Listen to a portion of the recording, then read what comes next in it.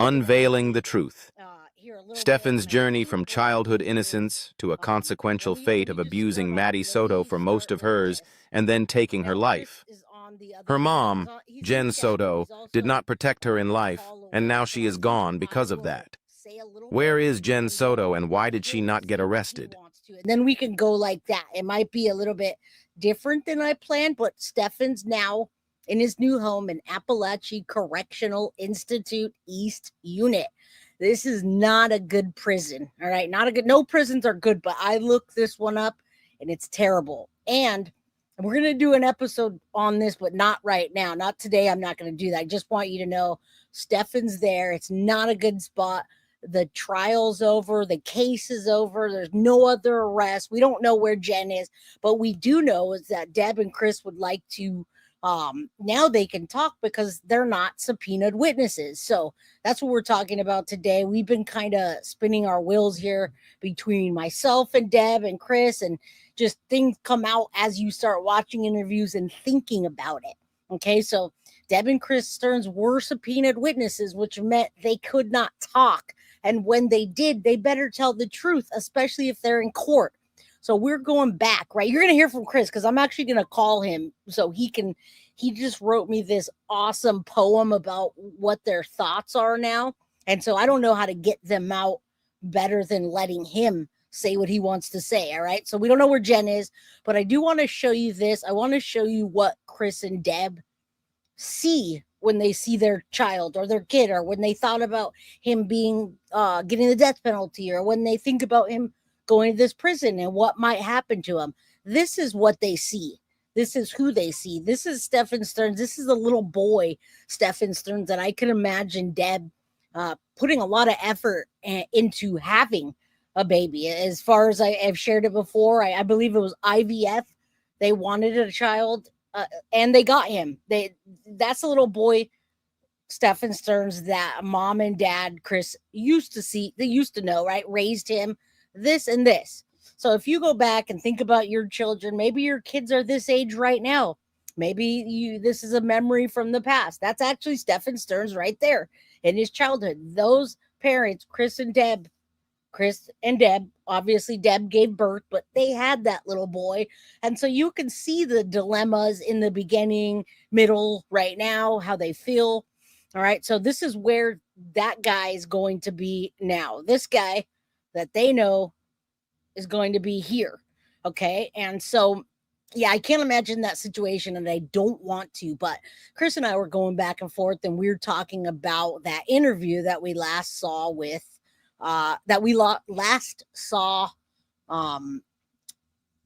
with Jen on the couch, crying, not crying, seeing the CSAM, seeing her daughter on her knees, giving a BJ to Stephan, and then calling Chris and saying, get him a lawyer. None of us could understand that. So we're going back and forth and back and forth. And now that Chris and Deb are not subpoenaed witnesses, they'd like to tell you, and I'd like to tell you, what really happened that night, what we think really happened that night in our opinions, and moving forward, watching all this information. Now, let's start off real quick. Sneads, Jackson County, Florida is where Stephan's going to be. It's not a good place. This place is old. It hasn't been updated. It's East Unit in the State Prison for Men, Snead, Jackson County, Florida, owned and operated by Florida Department of Corrections, has a mix of level securities, including minimum, medium, and closed house adult. It houses male offenders, and it's also the first unit opened in 1949. So I have images from 1970, and it was bad then. Well, guess what? It's way worse now. But after we tell you what we're going to tell you, and I tell you, and Chris tells you, we might not worry so much about that quiet Stephan Stearns that lets Jen Soto run him. Maybe not. Now that I know a little more. There's 1,322 prisoners, and I guarantee you at least 5 of those people want Stephan's head. All right. And I was a little bit more concerned before I heard this information. We were talking about it, and Chris is going over portions of the interview with Jen. Right now, he wanted to say she wasn't completely honest about things, but what she wasn't completely honest about, you guys are going to be surprised. You're going to be surprised. And I don't even know what this means for Jen Soto at this point. So welcome everybody. Come on in. If you missed this episode, you're going to want to go back and watch it. So I think maybe before I even start telling anything, I kind of give you a preface to what's happening. They had a crystal clear idea of what happened that night. And there's a discussion. Now it's open discussion because they're not subpoenaed witnesses. It could have been damning to Stephan's case. And so they never said anything. They were witnesses. The court didn't happen. And here you go. Now, I'm going to leave you hanging with this for a minute, and then I'll call Chris. Now, if they were asked by a prosecutor a specific question, which he's going to share with you about Jen's statements to the police versus Jen's statement to Chris, what her behavior was like while he was there, as Stephan and her gave that scripted story, they're going to be honest, and they would have been honest in court. But this statement could be very damaging to Stephan's defense. All right. Not only could it be damaging, but now it can be used for him. I'm going to say it could be used for him because I thought Stephan was this pedo that never grew up from this age, liked to play with toys, and people pushed him around because of it. No. That is not the case. That is not the case. And him being here, this might come in handy, what we're going to find out for him. All right. What we're going to find out may not be what you think. I had trouble even sleeping last night because I didn't know any of this, and it's wild. So towards the end of the interview where Jen, they asked Jen if Stephan had any triggers, she said no. That was completely not true. All right. Completely not true. So that being said, and I'm sorry, Synth, I'm going to have to keep you in the background for a minute because I'm going to call Chris right now and let him tell you. I'd rather him tell you with his own words than for me. And then we can continue going over stuff. So hang in there with me, everybody. Chris, I'm going to give you a call and put you on speaker. Probably the easiest way to go. Let me turn this off and see if I can hear. All right. Let's see if we can get it. Yeah, I couldn't sleep and my internet wasn't working. Welcome, Chris. How you doing, sir? I'm doing well, and I just want you to know that your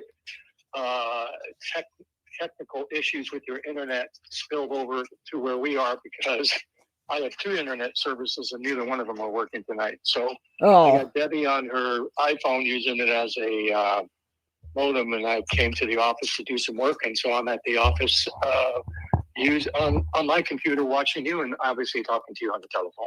Yeah, she was telling me. So like it was just all around yesterday wasn't good, and now you got those. So I think that's the best bet for you to just have you on speaker, and I'll leave them hanging and then let you tell them, and then I'll finish the show after. Well, it is the show, right? It's whatever you want it to be.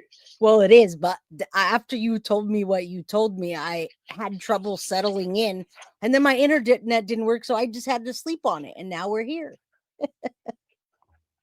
Well, so I guess maybe just answering some questions, or do you want me to just kind of dive into? The funny thing is, I've never ever seen any of those police interviews. I did read all the statements that were released by the police department and all the witnesses' statements and interviews that they had with roommates and stuff. And I came to the conclusion, and I shared it with Debbie. I said, based on what I'm reading here from the evidence of all the police reports that were released, I have no problem with saying that Stephan was, to me, was a lone perpetrator and responsible for his actions.